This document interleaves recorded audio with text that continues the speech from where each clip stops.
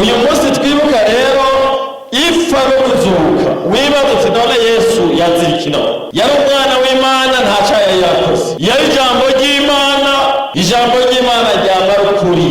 Ariko kubera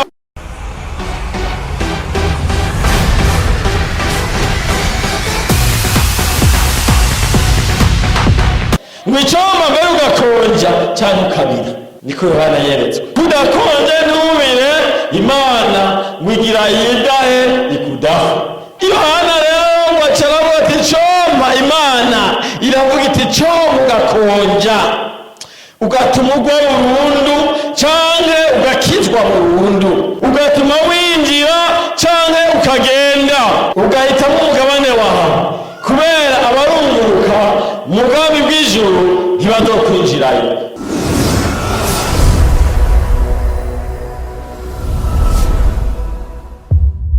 Turagushimiye ku bwa kino kibondo ciza wahaye bano bavyeyi. None rero nyagora ku ngoma, ngwino umufashe uno muvyeyi, bano bavyeyi kurera uno mwana. Ubwabo nibo bishobora bonyene, ariko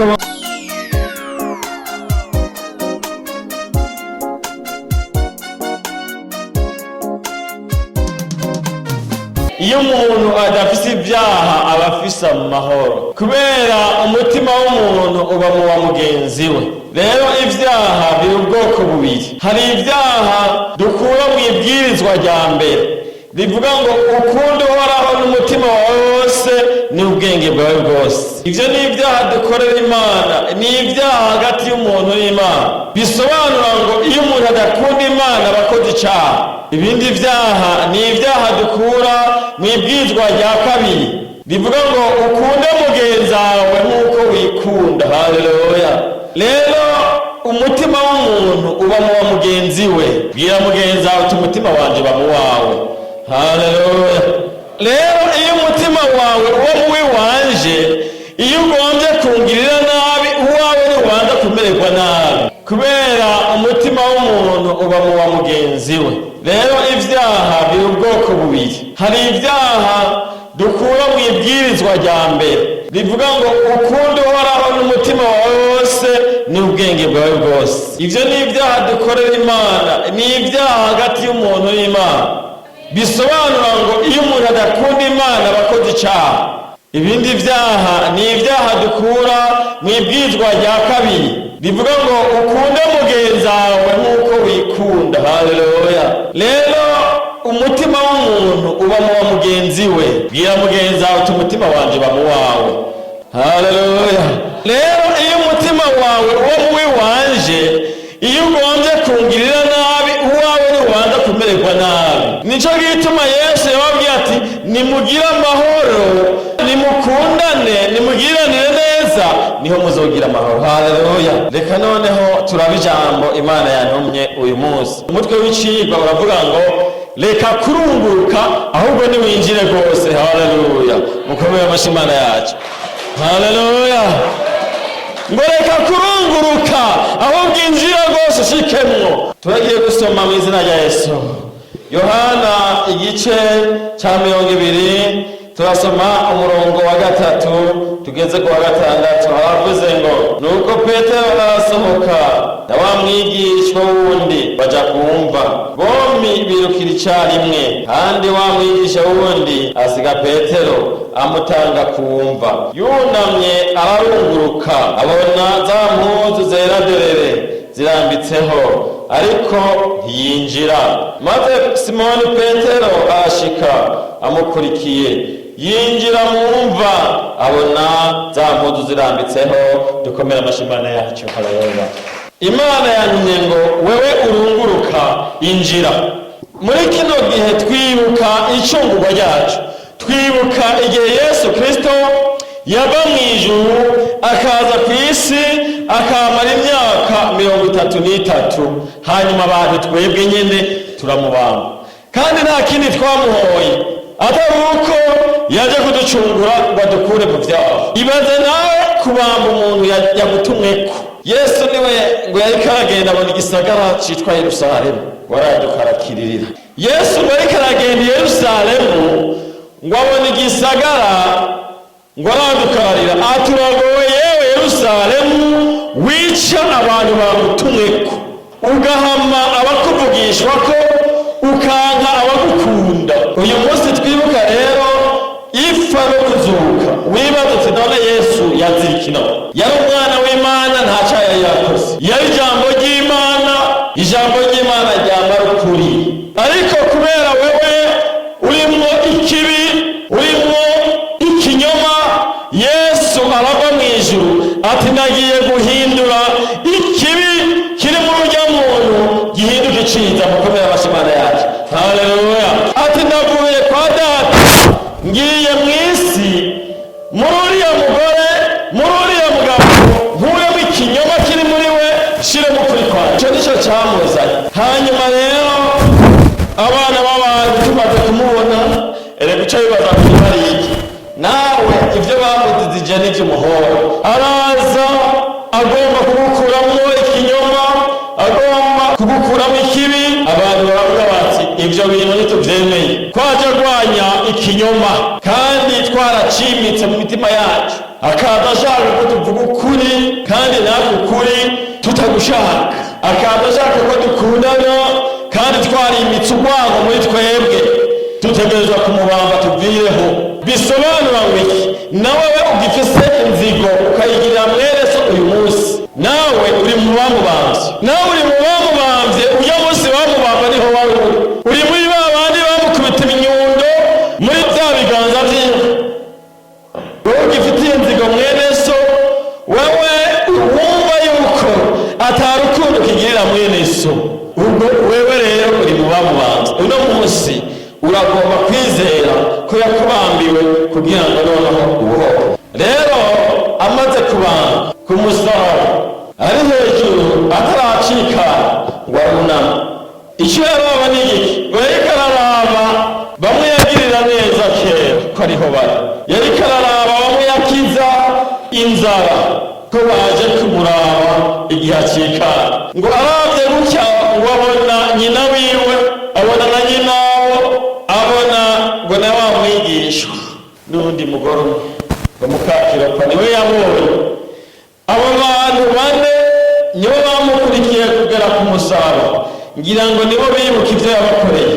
Sinzi ko wowe uyu munsi ukiri inyuma yiwe umukurikira ngo urabe uko biza kugenda. Bisobanura kuba mu ijambo ryiwe no gukurikira ijambo ryiwe ukarishira mu ngiro.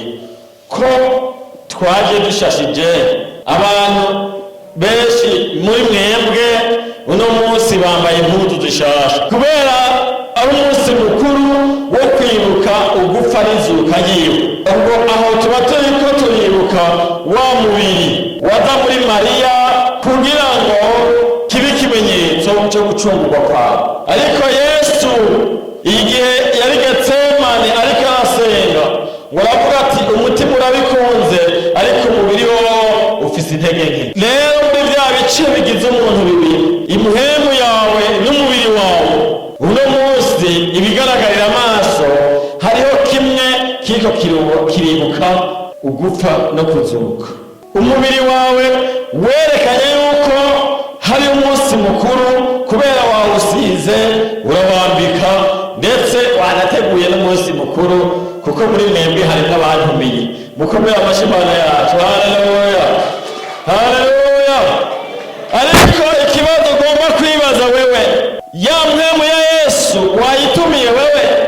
Ko watumiye umubiri ni mara cyane, ko wambitse umubiri neza ukawoza, mbega impemu yawe iracyoroye, irogeje, irera? Icyo ni ikibazo ukwiye kwibaza. Nubwo abantu muri kino gihe ntibikibaraba benshi, iby'umubiri biratosheje. Imana tuyisenga mu mubiri, tukayumva mu mubiri, ariko mu mpemu ibyo nta biri. Ariko nagenda kubwira yuko inyuma y'ubuzima bwo mu mubiri hariho ubundi buzima tubikiwe, ubuzima budahera aribwo bw'impemu. Haleluya. Ijambo badusomeye kare batubwiye neza ko Yesu yaje kuraba intumwa ziwe ngo ziyugaraniye ahantu. Hanyuma rero noneho Yesu ngo yururukira hagati muri bo, ngo arababwira ati nimugire amahoro. Nabo ngo baca bagira ubwoba, barakanguka, noneho ngo baca biyumviye yuko wari igisigo. Bagira ubwoba babona ari igisigo. Yesu arababwira ati kubera iki mutizera, kubera iki mukekeranya mu mitima yanyu? Bisobanura ngo iki? Bisobanura ngo Yesu yazutse mu mpwemu, kubera mu ijuru nta mibiri iriyo kandi nta n'izojayo. Nawe ndakwifuriza kuzura impwemu yawe, kuko impwemu yawe irasinziriye cyangwa yarapfuye, kubera itiro risa n'urupfu. Wewe nawe n'impwemu yawe iyo ukomanze ukumviriza usanga iri kumwe na Yesu w'impwemu cyangwa iri kumwe na Yesu w'umubiri. None ijambo twasomye ngo ijambo Imana yampaye ngo reka kurunguruka injira. Wewe waza kwinjira, Yesu arakubwiye ngo injira. Injira mu ijambo ryiwe, injira mu rukundo rwiwe, injira mu mahoro yiwe. Wowe uzi amahoro ariko ukegera aho amahoro ari, ukarunguruka ukaraba, hanyuma ugaca usubira inyuma. Yesu ngo injira uronka amahoro. Ninde agomba amahoro? Ninde agomba urukundo? Ninde agomba kwizera? Wowe wizera ariko bikaza bigasubira inyuma, Yesu barakeneye ko winjira. Abantu benshi kino gihe ntibari kumwe na Yesu, bari inyuma ya Yesu. Baragenda iyo bagiye mu gakiza, akagenda noneho akinjira, ashitse imbere akaca abanza kuraba indani akaraba.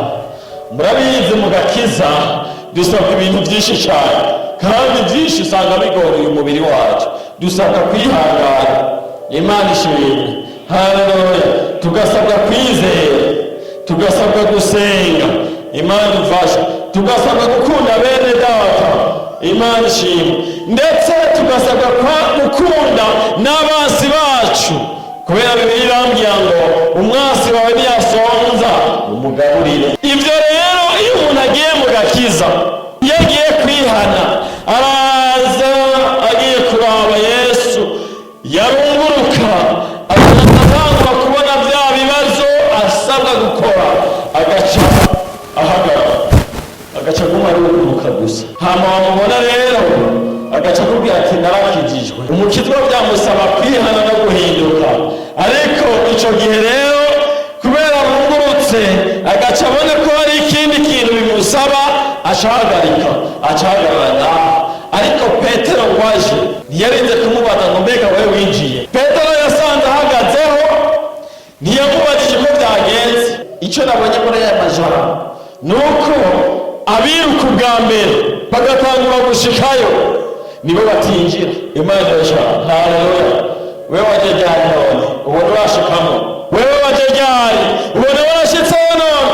Wewe wakinyijwe ryari? Ubona warashitse mu gakiza none? Ni umunsi wo kwibuka ugupfa n'izuka ry'umwami wacu Yesu. Ariko nagomba gusubira inyuma wibaze ku gakiza kawe nawe, wibuke mbega ko wakijijwe, wumva waragashitsemo ako gakiza. Byari bikwiye ko uyu munsi umuntu wese yirimbura ko yacunguwe. Mbega wacunguwe ngo ugume uko nyene, cyangwa wacunguwe ngo haboneke ihinduka? Yesu ndaciye uko munsi mwiza nakwemereho, kwari wewe Mana yanjye, nivyo nezererwa cyane.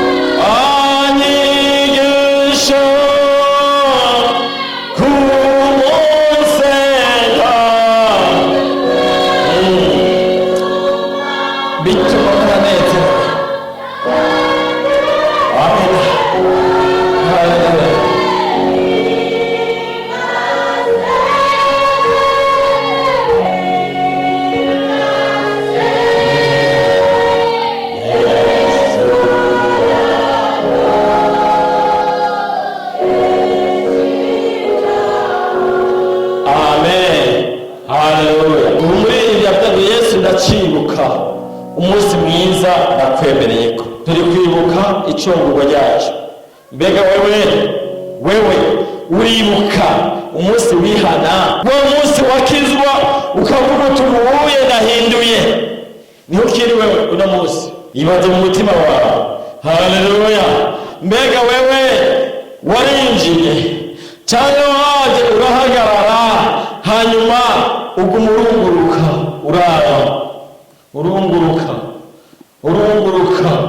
Abakera bavuze ngo ndungarunge uyaguye mu myugariro. Wowe urunguruka ugiye kugwa mu myugariro.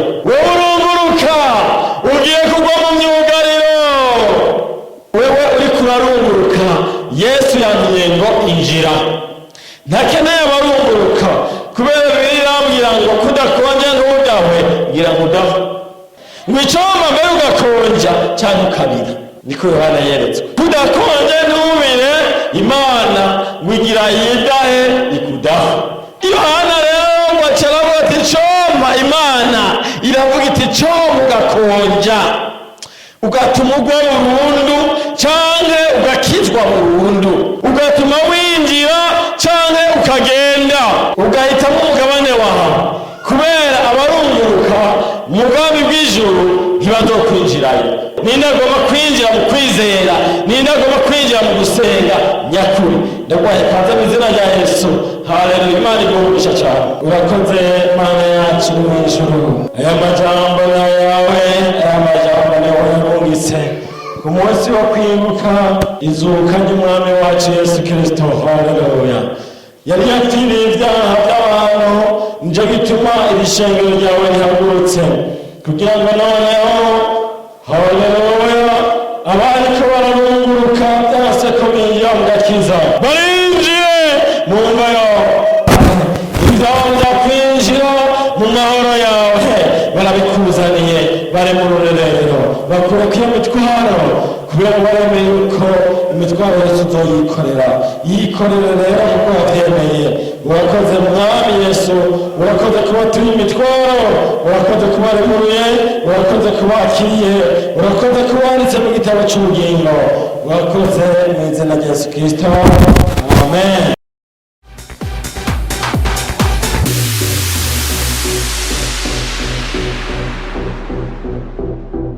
Mana yacu iri mu ijuru, ntuhabwe icyubahiro. Turagushimiye ku bwa kino kibondo ciza wahaye bano bavyeyi. None rero nyagora ku ngoma, ngwino umufashe uno muvyeyi, bano bavyeyi kurera uno mwana. Ubwabo ntibo bishobora bonyene, ariko bafashijwe nawe bazobishobora. Urakoze Mana. Reka rero uzohe umugisha aba bavyeyi kugira ngo baronke ivyo kurera uyu mwana. Ntazosonzere mu rugo rwawe Mana, ntazobura ico afungura, kandi uzomuhe ubwenge, umugire umuhanga uko bigize Salomo, kugira ngo azobe ukora umurimo wawe wo gukorera ishengero n'igihugu camwibarutse n'abavyeyi. Urakoze mu izina rya Yesu. Uhunde umugisha n'umuhezagiro kino kibondo n'urugo wagihaye ngo kivukiremwo. Urakoze mu izina rya Yesu.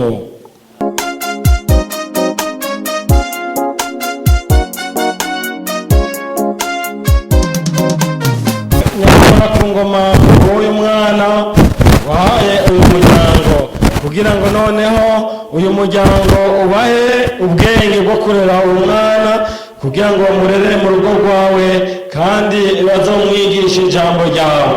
Musabire ubwenge, haleluya, kugira ngo azogire ubwenge bwo gukora umurimo wawe no gukora ibikorwa vyawe byo guhesha icubahiro. Maze umuryango wahaye kino kibondo umurinde inzara n'inyota, kugira ngo uyu mwana ntazosonze, kandi ubahe kumurerera mu ijambo ryawe mu izina rya Yesu Kristo.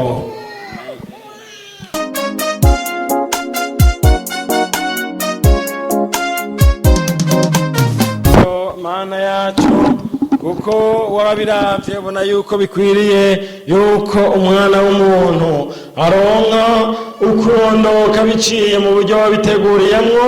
Niyo mpamvu natwe duhagaze dushima, dukikiye kino kibondo nka kumwe nawe wabikora cagiye wari mw'isi kugira ngo none uyu mwana umuhe ubwenge uzomurinde indwara z'ivyaduka umurinde inzara kubwo guha umugisha abavyeyi biwe kugira ngo baze bame mwami banezerewe kuko mwami iyo umuvyeyi abuze ico agaburira abana agira agahinda none urugo rwabo uruha umugisha n'umuhezagiro mu mubiri no mu mpwemu umwana nawe uzomugire umuntu akomeye kugira ngo abe gukora umurimo wawe mu muryango no mu ishengero no mu gihugu cawe cy'u Burundi ndetse no mu isi yose mu izina rya Yesu.